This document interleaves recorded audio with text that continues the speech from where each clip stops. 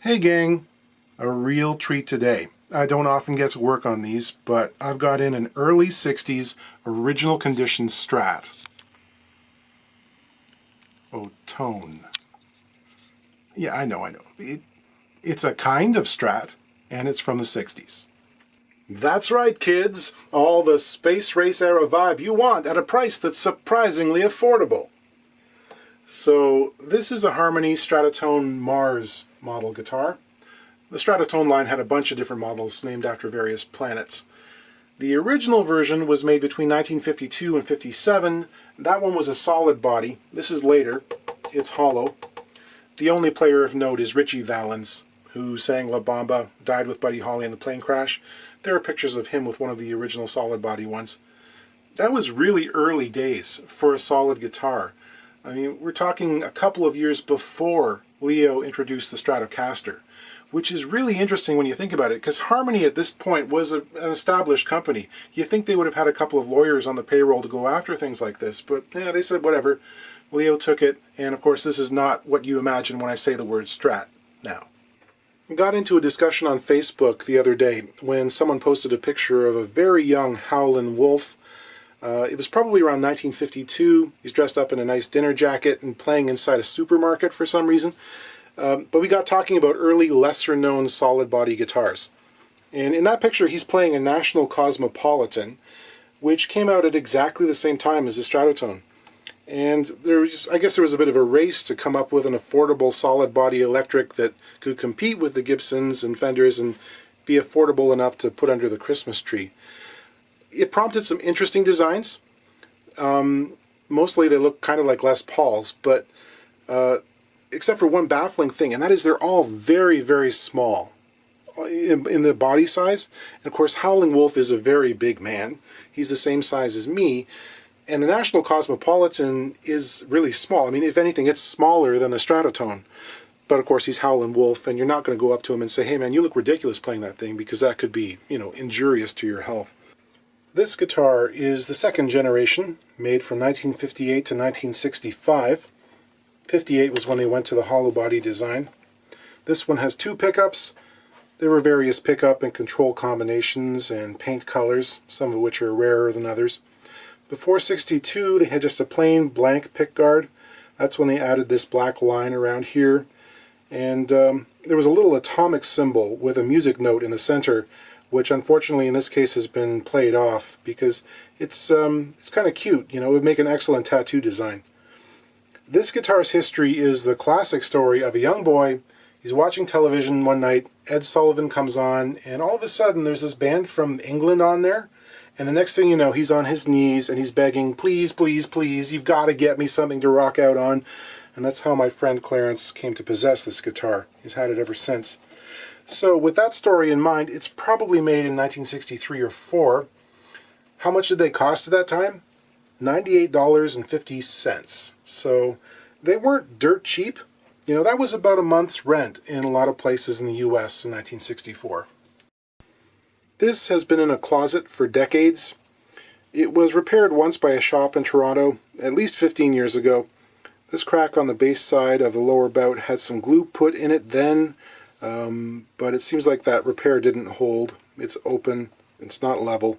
So I'm going to see if I can try and reinforce it from the inside this time and keep the side in one piece. I'll start by plugging it in and see if it makes any noise.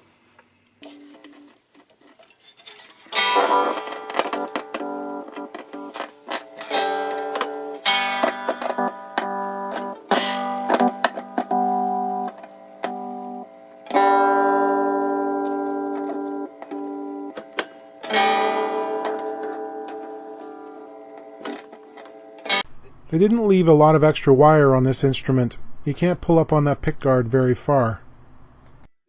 These are concentric volume and tone knobs, and you do not want to break these ones, so I'm taking them off by hand and being very gentle about it. The nuts on the pots are a little corroded and sticky, so I'm using a tiny little drop of 3-in-1 oil to loosen things up, and that made them less stubborn.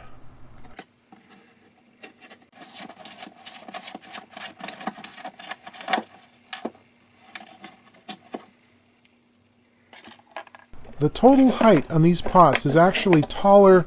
They rise above the top of the guitar, so you actually have to tip them over and pull them out sideways.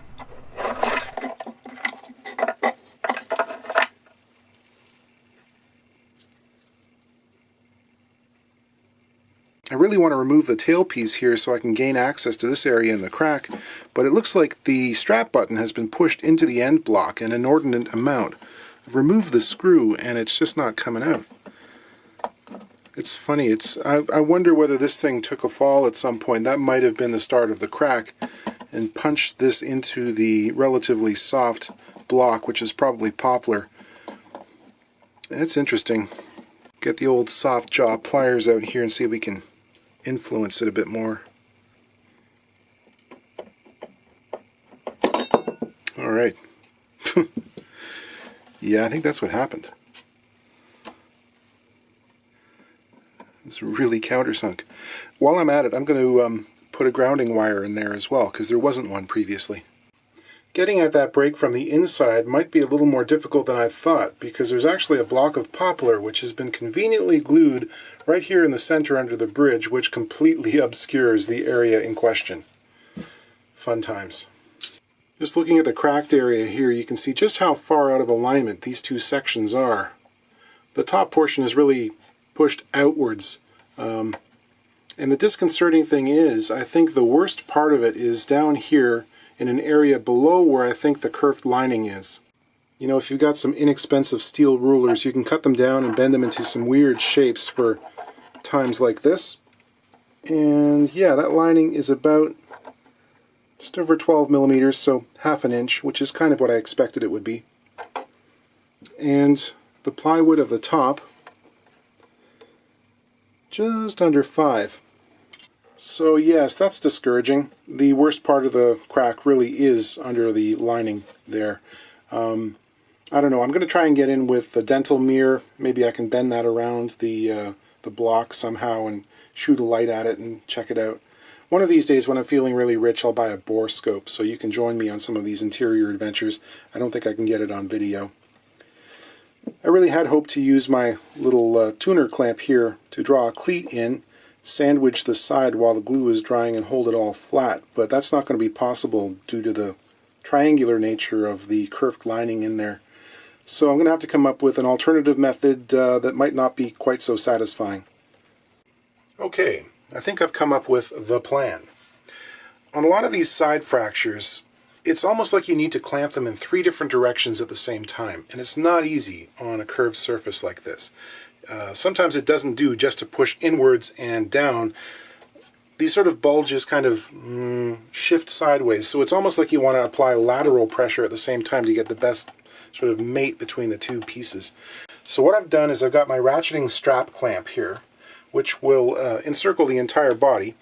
I took the neck off because it would allow me to and make this easier to maneuver around. And I was worried that the web here wasn't stiff enough to hold that in proper alignment, like it might stretch enough to keep the step there. So I've got a piece of clear plastic acrylic here. It's around 75 thousandths of an inch thick, which is around 1.8 millimeters. That's thick enough to be rigid and do what we need it to, and also flexible enough to just make the curve. So this is going to be a clamping caul. I'll get that in place over top of the crack after I've got as much glue in there as it'll hold. Tighten down on the web clamp, and then I can come back with my spool clamps and put those over top of everything and hold the thing together from top and bottom. Sound easy? Yeah, maybe. We'll see. Next question is, what glue do we use? You know, there are adhesive purists in this world. I have to be pragmatic a lot of the time. Could use hide glue? No, not really. There's not enough open time to use hot hide glue for this. Could use fish glue or cold hide glue, prepared hide glue. No, don't really like that idea, because although they're good glues and they have a good open time, they're really, really rigid. They're crispy in a way that if this thing takes another knock, I'm afraid because of the slight lateral stresses involved, that it might just pop right open again and we're back to square one. So I'm going to go with polyvinyl adhesive, just yellow woodworking glue like Titebond, because it's got good strength, it's got a good track record, And there's just enough flexibility in it that I think it will, you know, in the event that this takes a knock, it's not going to crack open as readily as a hide glue would. I've gone ahead with my scalpel and I've cleaned out any loose wood fibers in the joint. It feels really clean, almost as if this section down here had not been previously glued. And I can feel with the tip of the scalpel that the lining inside is continuous. It's not like it's broken. It's in there and it's in place. This crack went right through without breaking the lining, which is pretty interesting. There is some slight misalignment up here where it was previously re-glued. There's not much I could do about that. Like, I suppose I could cut it open again, but it's like, you know, poking the Rottweiler. I don't really want that hassle. I think we'll just let this live as it is and then do my best down here where it's open. So I've got my slightly thin tight bond here. It's thinned about, 5 to 10% with water. And it's going to be messy, and I know that there is paint loss in this area, but, I need as much glue in there as I can get. Some damp paper towels to clean up the excess. This will take several applications. I really want to pump it in there as much as I can. Just don't want it on the surface. Using the suction cup to push the glue all the way through to the other side. Yes, I could use compressed air, but that would blow glue all the way around in the inside of this guitar that I can't clean, which maybe it's not such a bad thing because, I'd never be able to see it, but I would know it's there. Okay, there's enough glue in there that when I push I can get a little bit of squeeze out, so I know it's good and full. Get the strap clamp on here. I've got a piece of cork-backed caul up here on this end for the mechanism to ride on. Let's see if we can get this plastic in the area it needs to be.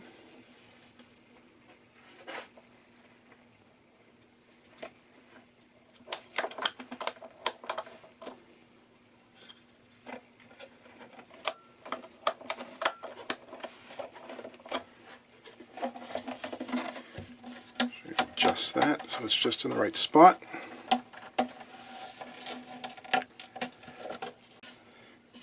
Seems like it's pretty good and tight. Wouldn't want to go tighter. Yeah, get some spool clamps on here.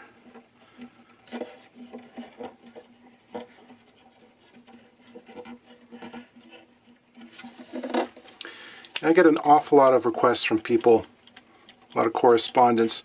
Someone basically saying, hey, here's my guitar, help me repair it via email. Tell me what I need to do to fix it. And it's always very difficult because without the guitar in hand, it's impossible to predict the kind of, I have a stockpile of techniques which I know that work for me.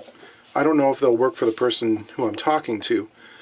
And there are unpredictable things that can happen. Like, in this case, my first instinct was impossible because of that block on the inside. So, have to adapt and come up with another technique. And that kind of creative problem solving, if you can't do it on the fly, it's sort of, that's a huge part of guitar repair. And you can't really teach that. So, although I do try to help people out if I can, it's not, most of the time I end up saying, hey, you're better off taking it to someone who's done this a few times rather than try to attempt it yourself. Because if you're not confident enough to come up with a solution, then you might be better off being looked at by a professional. Okay, so we're going to let that sit for a good long time and rest up. The area that's being glued has no contact with the air on the outside of the guitar, so it's going to take longer for this to dry.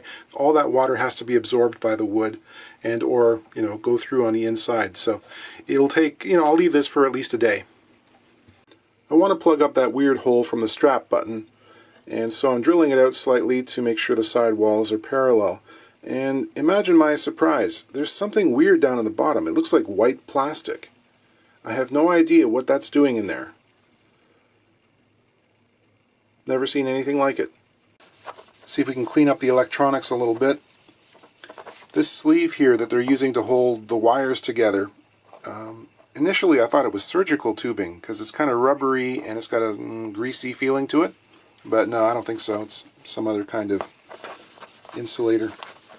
You got to watch it because some of these 1960s plastics are really, they're not stable. They'll break down over time, and in the worst case scenario, a few of them actually get really juicy and the components can be actually conductive, which is a bad thing to get into your guitar signal. This one is probably okay, it just needs a bit of a cleaning. Yeah, the workmanship in this is pretty good, and like the parts are nice too. Oh, look at that switch.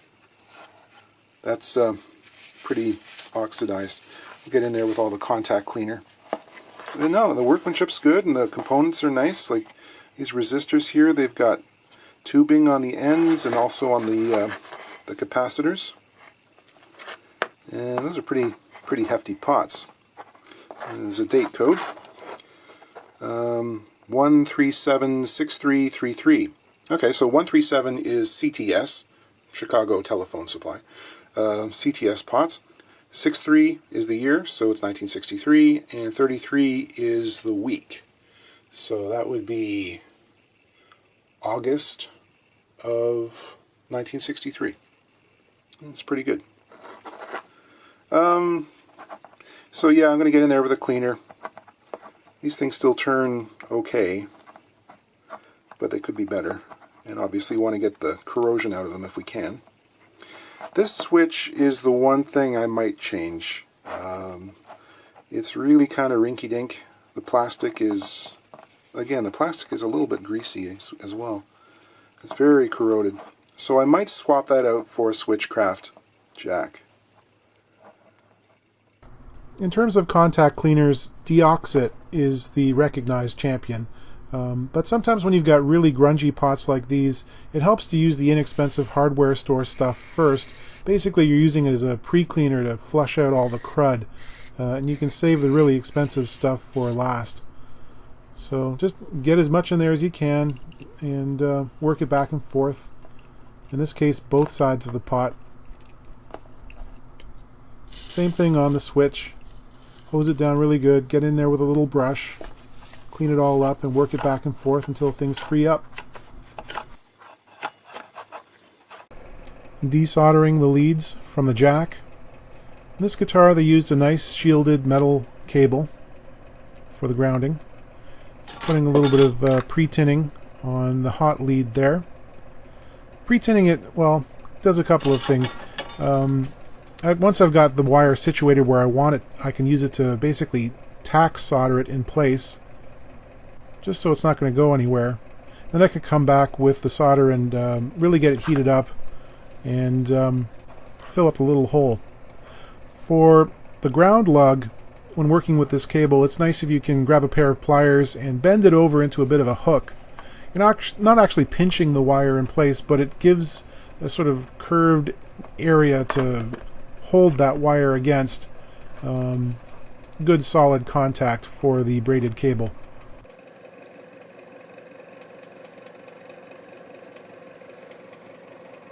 It's important to use a piece of heat shrink tubing there at the end of the wire so there's no chance it's going to short out against the hot tip of the jack.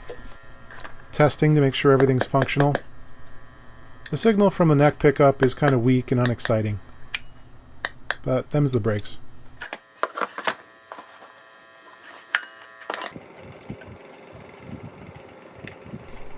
Time to glue in that little plug.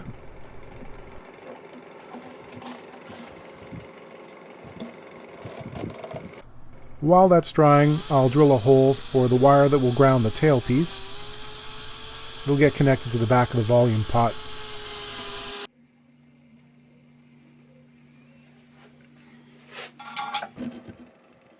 I'll cut off the plug with my little miniature Japanese flush cutting saw.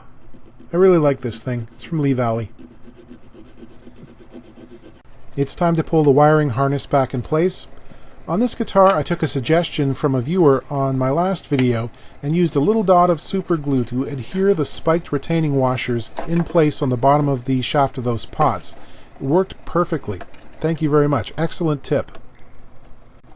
These pots are so tall it took a little bit of maneuvering to get the shafts to come up through the holes, but they made it. I'm cleaning up the fretboard. which was dirty. I mean, it was dirty enough that I'm scraping. And sanding. I'm recrowning the first 3 frets, which were worn enough that I wanted to re-establish a round profile. Just going to use a little bit of amber tinted lacquer on the crack here just to seal up the bare wood. Not going too crazy with this. And I found a suitable hat for the one that was missing from the switch. Alright, I'll plug this thing in so you can hear what it sounds like. The neck pickup, forget about it. It's completely underwhelming. The output is so weak, like they're not balanced. I can turn the amp up. It is putting out signal, but it's really wimpy. And not the kind of thing that you'd want to spend all day trying to track down the issue for.